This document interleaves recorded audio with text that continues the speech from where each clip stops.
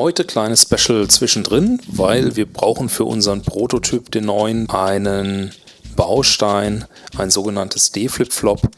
Das möchte ich gerne als SMD-Bauteil schon einkaufen, weil ich es wahrscheinlich so später auch verwenden werde und es auch ein bisschen platzsparender daherkommt in SMD-Bauform und somit ein bisschen einfacher wird, auch dann nachher unterzubringen in unserem Prototyp.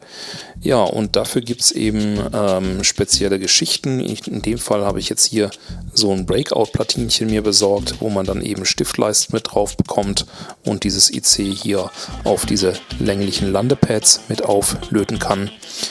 Und da wollen wir mal schauen. Ich habe nämlich immer im Internet gesehen, dass das mit Paste so toll gehen soll. Und das möchte ich mir jetzt nochmal anschauen, ob das wirklich funktioniert. Ja, das nehmen wir jetzt zum Anlass, uns das mal ein bisschen anzuschauen, wie man sowas macht. Und vielleicht auch, wie man es nicht macht. Ne? Okay, also ich will nicht zu viel verraten. Los geht's hier mit Technik, Tipps und Tricks. Auf geht's! So, als erstes nehmen wir uns hier mal so einen Chip raus und gucken, ob der passt. Nämlich, es könnte ja sein, irgendwas passt nicht. Also erstmal schauen. Gut, sieht gut aus. Okay, wunderbar. Dann nach längerer Zeit ist natürlich immer diese Pastennadel eingetrocknet und dann nehme ich hier den Draht von der Diode und stocher das ein bisschen frei. So, und dann läuft das nämlich wieder richtig gut. Hier jetzt kommt auf so ein Pad immer so ein kleines Würstchen mit drauf. Zack, zack und fertig. Jetzt gucken wir uns das mal unter Mikroskop ein bisschen an hier. Ja, sieht eigentlich im Großen und Ganzen ganz okay aus. Eigentlich zu dick, aber feiner geht nicht. Hier ist ein bisschen was übergeschwappt, so auf den Nachbarpad. Da nehmen wir ein bisschen was aus der Mitte raus. So, sieht das schon besser aus. Okay, hier noch ein bisschen. So. Und jetzt ist natürlich aufgefallen, dass diese schöne Platine überhaupt nicht beidseitig ist, sondern nur einseitig hier auf dieser Seite. Und wir ja hier eigentlich von unten mit den Pinnen dran müssen. Und deswegen müssen die zuerst angelötet werden. Ja, und dann werden die wahrscheinlich auch noch blöd oben rausgucken. Das ist jetzt ziemlich fummelig, die so auszurichten, dass die hier nicht oben rausschauen, weil ja SMD muss ja dann ganz flach drauf gelötet werden. Und ja, also geht eigentlich gar nicht, ja, aber wir kriegen es trotzdem hin. Ja, so wird jetzt eben einfach erstmal hier Pad für Pad angelötet, indem wir erstmal vis-à-vis die beiden anheften, um die richtige Position zu haben. Und dann kann man nur hoffen, dass jetzt hier überall ein schöner Kontakt entsteht. Weil normalerweise würde man ja, sag ich mal, bei einer durchkontaktierten Platine immer eine schöne Hülse innen drin haben, wo dann das Zinn wirklich in die Hülse reinsteigt. Aber hier ist es eben nur die Oberfläche, die jetzt hier so mit dem bisschen Pin, was da oben rausguckt, sich verbindet. Insofern ist das also keine besonders bombige Verbindung, aber ich meine, jetzt für Testaufbauten ist das mal schon okay. Nur wer jetzt also wirklich so eine Platine ernsthaft anbietet, der ist natürlich irgendwie ein bisschen weich in der Birne, muss man echt mal so sagen. Das sieht man halt nicht, wenn man das Ding online bestellt, ob das durchkontaktiert ist oder nicht, schreibt auch niemand dazu. Ja, und dann hat man halt hier wirklich schöne Fummelei, um das ganze Ding einigermaßen auf die Reihe zu kriegen. Jetzt richte ich das nochmal aus und gucke, dass ich das nochmal irgendwie ein bisschen gerade hinbekomme. So, und dann passt aber irgendwann auch mal den letzten Pad noch und dann ist gut. Und wie man jetzt halt hier schon sieht, die Paste, die ist halt weich geworden oder besser gesagt flüssig, dadurch, dass sich die Leiterbahnen erhitzt haben jetzt beim Löten und die schön verlaufen nach links und rechts und ist also schön breit geworden. Naja, wunderbar. Jetzt messen wir das ganze Ding mal durch und zwar immer hier von oben nach unten an die Stiftleiste, ob die auch wirklich alle verlötet sind. Ja, und sieht man gar nicht schlecht aus. Ja, jetzt gucken wir unser Pastendebakel an, hat also schön die Form verloren. Wir kratzen das jetzt zwischendrin hier so ein bisschen raus und hoffen, dass das dann einigermaßen funktioniert beim Löten. Naja, und jetzt ist es halt so, dass diese Paste auch schon ziemlich bröselig ist und nicht mehr so geschmeidig wie vorher. Man merkt es ein bisschen jetzt hier auf dem Video. Und die große Gefahr ist einfach bei diesen Pastenresten dann hier links und rechts vom Pad, dass die sich dann zu einer kleinen Kugel formen.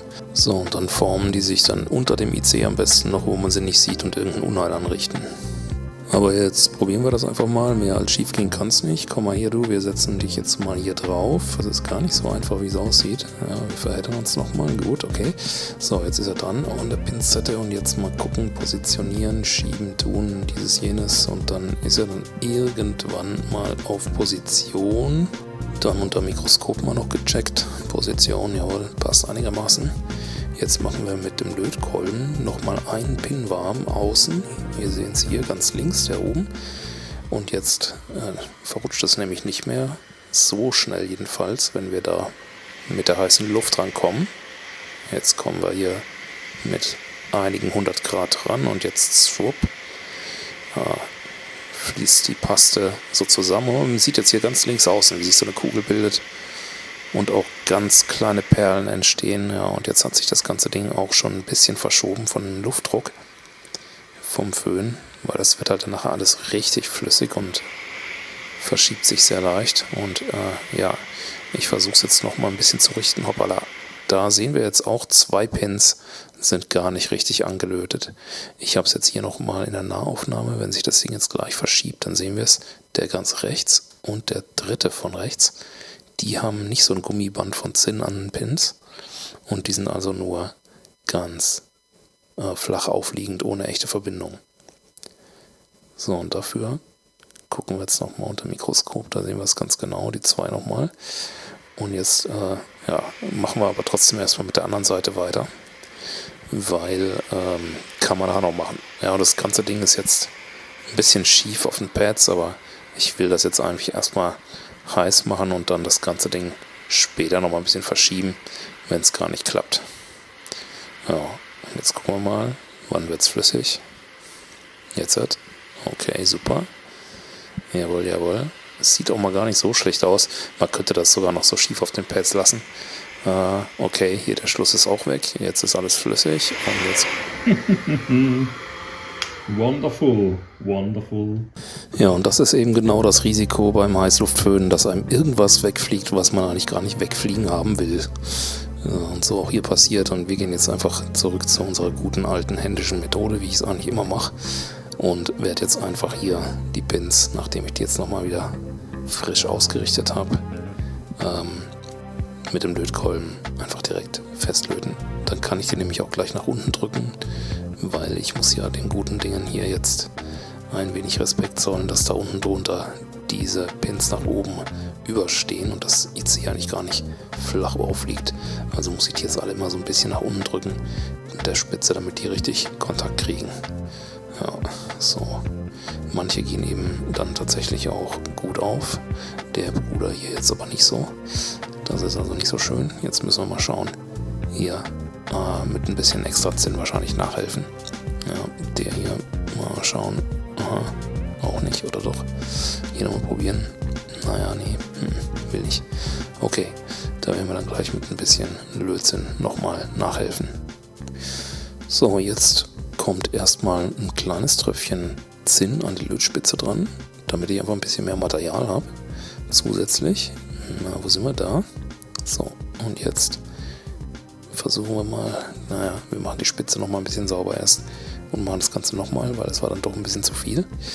Also nur ein ganz kleines bisschen. Zack. So, und hoppa, jetzt dran. Und den nächsten, da drehen wir jetzt die Spitze um, damit der Klecks unten dran ist und dann müsste es dann besser gehen. Auch nicht so wirklich. Doch, ist glaube ich ein bisschen passiert. Okay.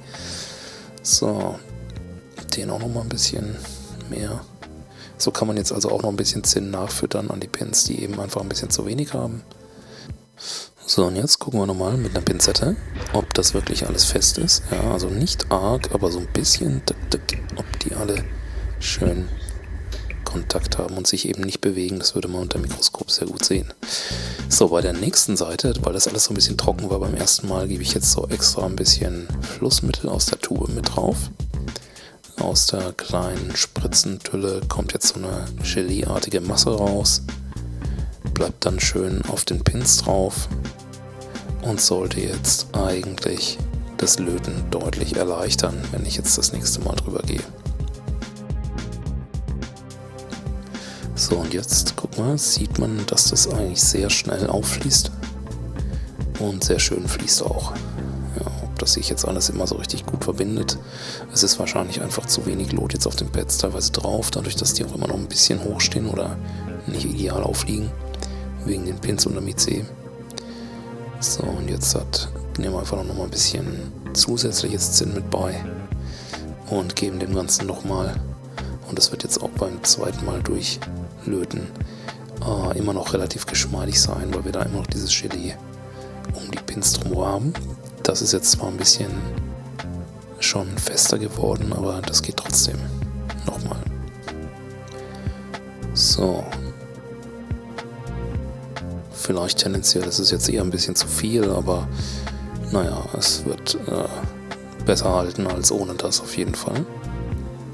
Und zu viel bezieht sich eher jetzt auf irgendwelche IPC-Standards, wie eine ideale Lötstelle aussieht. So, jetzt haben wir das alles verlötet und gucken nochmal mit dem Durchgangstester, ob das jetzt auch wirklich bis unten Kontakt hat an die Pins. Und messen immer von oben vom IC-Bein direkt bis runter. Jetzt sieht man es besser. Hier oben am Ansatz des Pins vom IC bis ganz runter auf die Stiftleiste, ob die alle schön Kontakt haben. So, jetzt sieht man es richtig gut von der Seite.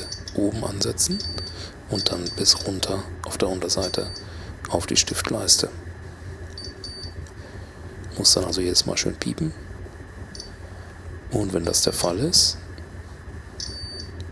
machen wir noch als zweites unten an den Pins einen Kurzschlusstest. Das heißt, immer 2 benachbarte Pins werden geprüft. Und da darf dann natürlich nichts piepen. Das gleiche nochmal auf der anderen Seite. Gucken wir unten nochmal den Kurzschlusstest. Okay, passt. Piept nix. Sehr schön. So sieht das Ganze jetzt aus. Fertig verlötet. Richtiges Schlachtfeld hier oben drauf. Naja gut, ESD-technisch absichern, und da muss man auch nochmal sagen, während der ganzen Arbeit jetzt sollte man auch schon ein bisschen drauf achten, wenn man so einzelne ICs hat. Das hier ist jetzt ein CMOS. Ein CMOS, da muss man also einfach ein bisschen aufpassen, denn die nehmen einem das dann schon übel, wenn man da schön mit Polyesterpoly und so weiter rumhantiert, am besten noch auf einer Plastikoberfläche. Ich habe jetzt hier Glas auf dem Tisch oben drauf, da passiert nicht so viel, und ESD-Schuhe an. Das reicht eigentlich dann ganz gut aus, auch wenn es jetzt hier gar kein ESD-Boden ist im eigentlichen Sinne, sondern nur ein Polyurethan-Anstrich. Aber der lädt sich eigentlich nicht großartig auf, das passt eigentlich so. Ja, und ansonsten kann man sich natürlich auch noch mit einem Erdungsarmband behelfen, dass man dann auch irgendwo noch an einem Erdungsklotz anschließen muss und oder an einer Erdungsmatte. Aber auf gar keinen Fall sich damit direkt an den Schutzleiter klemmen, weil das wäre sehr gefährlich. Und ansonsten gibt es hier auch bei mir noch immer den Lötkolben, der auch selber geerdet ist, auf jeden Fall, dass da mal nichts passiert. Nun, und da sind wir auch schon am Ende angekommen. Ich hoffe, es hat euch einen kleinen Mehrwert geboten. Falls ihr mal sowas machen wollt, wisst ihr jetzt schon mal, wie ihr es am besten machen könnt, wie ich es auf jeden Fall mache. Und dass manche Dinge, die man so im Internet sieht, mit oh super, klappt ja alles, ist ja easy peasy, in echt dann gar nicht so einfach ist. Und gerade mit diesen Breakout-Geschichten muss man eben auch ein bisschen aufpassen, was man sich da einkauft. Man hat es leider im Internet vorher nicht gut gesehen, was ich da kaufe. Aber nun ja, so ist es manchmal. Man muss dann einfach sich zu helfen wissen, nicht wahr? Und darum sind wir hier und teilen uns ein bisschen unsere Erfahrungen. Und in dem Fall wünsche ich euch eine gute Zeit. Wir sehen uns relativ bald wieder zum nächsten Teil, der dann wirklich die komplette Assembly von dem neuen Prototyp behandelt. Bis dahin, liked und subscribed. Ich wünsche euch was. Ciao.